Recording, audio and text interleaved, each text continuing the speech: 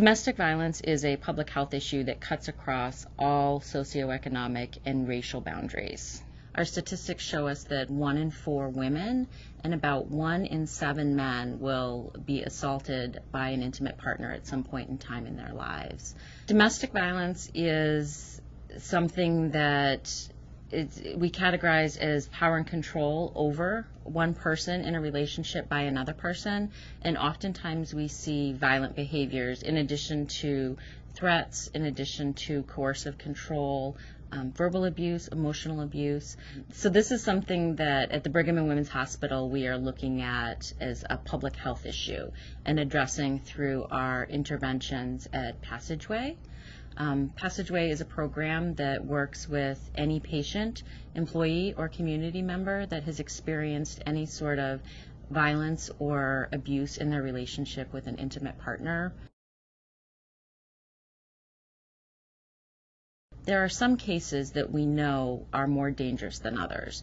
And as advocates, when we meet with people, one of the things we do is what we call a risk assessment.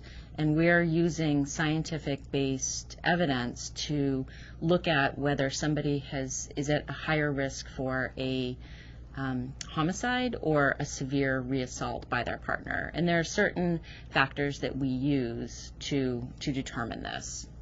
So advocates will ask people questions and really look at the behaviors from their intimate partner within the context of their relationship.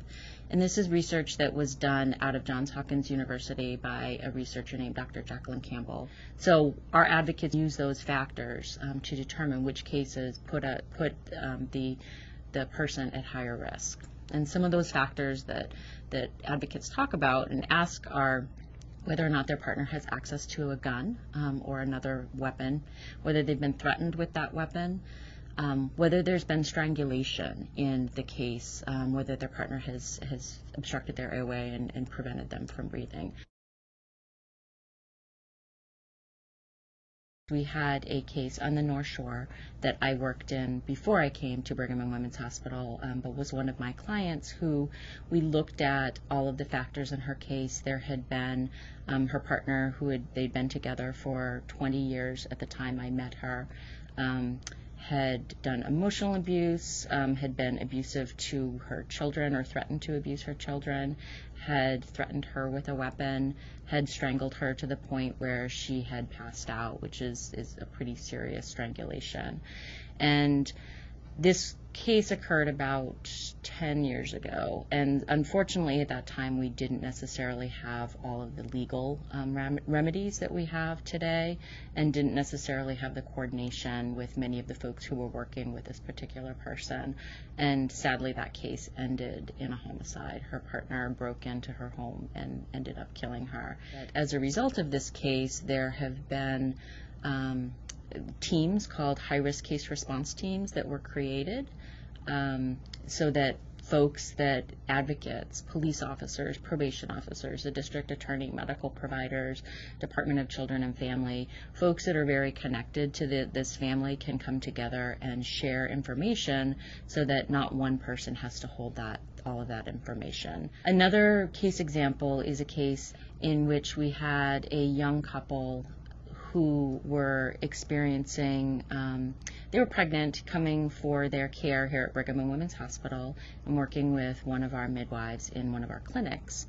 And Passageway was called in to respond to the case after the young woman reported to her midwife that on the train ride over, she had been assaulted and actually strangled by her partner.